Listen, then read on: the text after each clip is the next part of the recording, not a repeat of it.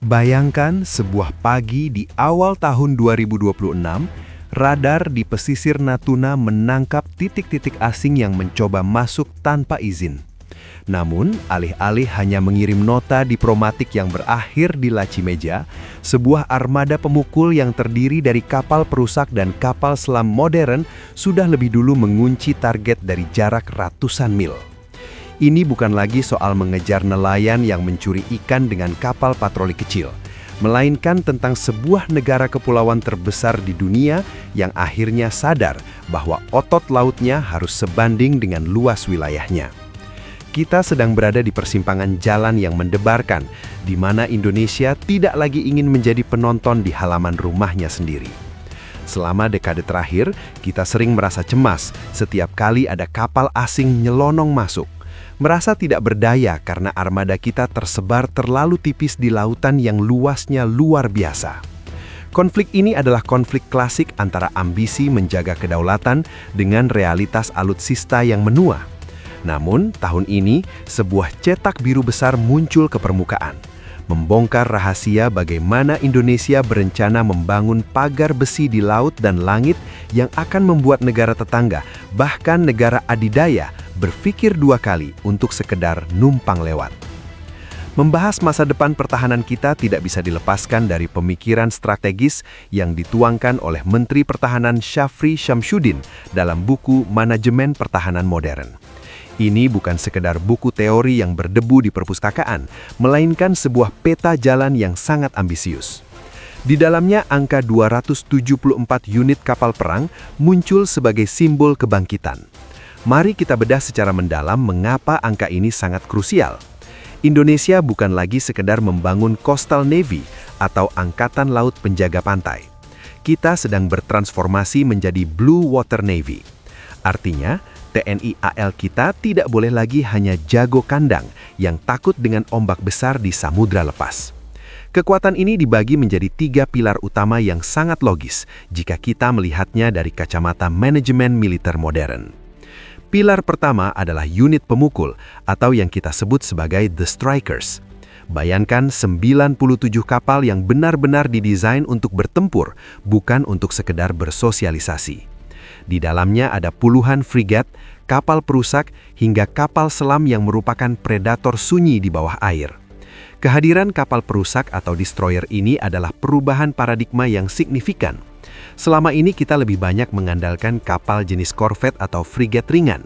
Namun dengan adanya kapal perusak, Indonesia memiliki kemampuan untuk melakukan serangan jarak jauh dan pertahanan udara area yang luas.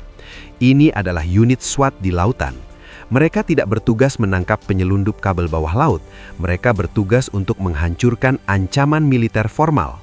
Jika sebuah negara mencoba melakukan invasi atau provokasi militer, unit inilah yang akan menjadi ujung tombak yang mematikan. Kemudian ada pilar kedua, yaitu unit patroli atau The Guardians.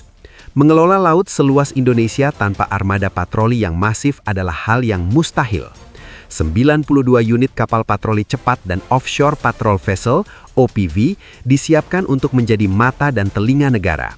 Jika unit pemukul adalah petarung, maka unit patroli ini adalah polisi yang menjaga ketertiban harian. Tugas mereka melelahkan dan seringkali tidak mendapatkan sorotan kamera, mulai dari menghadapi illegal fishing hingga mencegah penyelundupan manusia. Namun, keberadaan mereka sangat vital agar unit pemukul tidak terdistraksi oleh tugas-tugas kecil. Dengan jumlah yang banyak, mereka bisa disebar secara merata dari ujung Sabang hingga Merauke, memastikan tidak ada satu jengkal pun wilayah air kita yang tidak terawasi. Namun yang paling menarik dan sering dilupakan oleh orang awam adalah pilar ketiga, yaitu kekuatan pendukung atau the support system. Banyak orang hanya ingin melihat kapal perang yang penuh dengan rudal, tapi mereka lupa bahwa tanpa kapal tanker, kapal rumah sakit, dan kapal LHD, atau yang sering disebut sebagai kapal induk helikopter mini, adalah kunci dari mobilitas. Kapal ini bisa mengangkut ribuan pasukan, puluhan kendaraan lapis baja, dan menjadi pangkalan udara terapung bagi helikopter. Inilah yang memungkinkan Indonesia melakukan proyeksi kekuatan ke wilayah yang jauh dari pangkalan utama. Tanpa dukungan logistik yang kuat, sebuah armada perang hanya bisa bertahan beberapa hari di laut. Dengan 85 unit kapal pendukung, Indonesia secara resmi menyatakan diri siap untuk beroperasi di samudra manapun, berbulan-bulan tanpa harus pulang untuk mengisi bahan bakar. Bergerak dari laut ke langit, konsep yang ditawarkan adalah Air Denial Capability. Ini adalah sebuah lompatan mentalitas. Selama bertahun-tahun, kita terbiasa dengan pola pertahanan udara yang reaktif. Kita menunggu pelanggaran terjadi, baru kemudian mengirim jet tempur untuk mencegat. Namun dalam dunia peperangan modern yang serba cepat, pola seperti itu sudah ketinggalan zaman. Kecepatan rudal hipersonik dan jet tempur generasi kelima tidak memberikan waktu bagi kita untuk bersantai. Oleh karena itu, strategi pagar listrik udara menjadi solusi. Ini adalah integrasi antara radar canggih, satelit militer, dan sistem rudal jarak jauh yang ditempatkan di titik-titik terluar Nusantara. Strategi ini menciptakan zona terlarang bagi pesawat musuh. Sebelum mereka mendekati wilayah udara kita, sistem kita sudah mendeteksi dan mengunci posisi mereka. Ini menciptakan efek gentar atau deterrent effect. Musuh akan merasa tidak nyaman karena mereka tahu bahwa mereka diawasi setiap detik dan satu kesalahan kecil bisa membuat mereka menjadi target rudal permukaan ke udara yang mematikan. Titik-titik penempatan rudal di Sumatera, Kalimantan, hingga Papua bukan tanpa alasan. Ini adalah gerbang masuk ke wilayah kedaulatan kita. Dengan membangun kekuatan di pinggiran, kita sedang memindahkan garis depan pertempuran sejauh mungkin dari pusat populasi dan ekonomi di Pulau Jawa. Strategi ini sangat cerdas karena memanfaatkan geografi Indonesia yang kepulauan sebagai perisai alami. Di sisi lain, TNI Angkatan Udara juga bertransformasi dengan pengadaan pesawat tanker dan pesawat angkut berat sekelas Airbus A400M.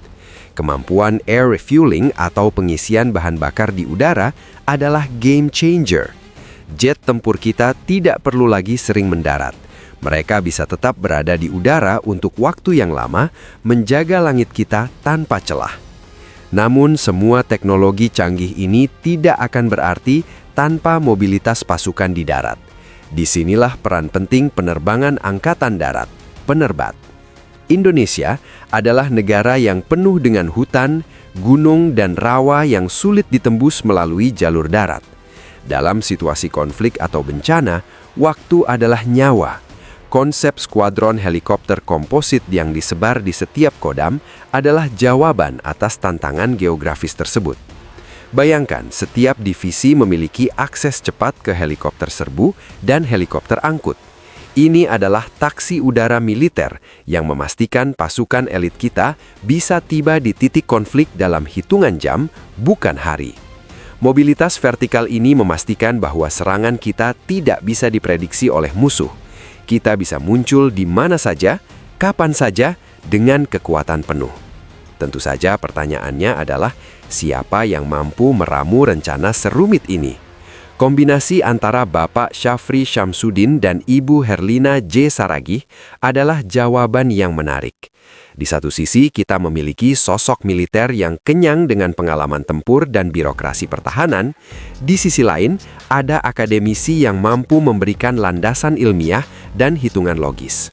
Seringkali, kebijakan pertahanan hanya didasarkan pada keinginan politik sesaat. Namun, buku manajemen pertahanan modern menunjukkan bahwa ini adalah hasil riset mendalam. Mereka memahami bahwa pertahanan bukan hanya soal membeli mainan mahal berupa senjata, tapi soal bagaimana senjata itu dioperasikan, dipelihara, dan diintegrasikan dalam satu komando yang solid. Ini adalah manajemen krisis dalam skala nasional. Jika kita melihat gambaran besarnya, Indonesia sedang mengirimkan pesan yang sangat tegas kepada dunia internasional. Di tengah ketegangan di Laut Cina Selatan dan persaingan kekuatan besar di kawasan Indo-Pasifik, Indonesia memilih untuk tidak memihak, tapi juga tidak mau diinjak. Kita sedang membangun kekuatan yang cukup besar untuk dihormati, namun cukup defensif untuk menunjukkan bahwa kita tidak berniat menyerang siapapun. Anggaran pertahanan yang mencapai ratusan triliun rupiah memang menjadi perdebatan hangat.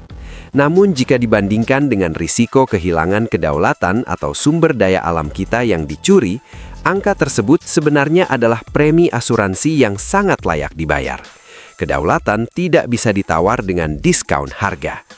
Sebagai kesimpulan, rencana besar tahun 2026 ini adalah pertaruhan masa depan. Jika rencana 274 kapal perang, pagar rudal, dan mobilitas udara ini benar-benar terwujud, Indonesia akan menjadi kekuatan penyeimbang yang dominan di Asia Tenggara. Kita tidak lagi hanya menjadi negara yang ramah karena terpaksa, tapi negara yang ramah karena kita punya harga diri dan kekuatan. Prediksi saya, dalam 5 hingga 10 tahun ke depan, profil pertahanan kita akan membuat diplomasi Indonesia di panggung internasional menjadi jauh lebih berwibawa. Kita akan berbicara dari posisi kekuatan, bukan dari posisi memohon. Namun tantangan terbesarnya tetap pada konsistensi anggaran dan kemandirian industri pertahanan dalam negeri. Kita tidak boleh selamanya bergantung pada suku cadang dari luar negeri jika ingin benar-benar mandiri.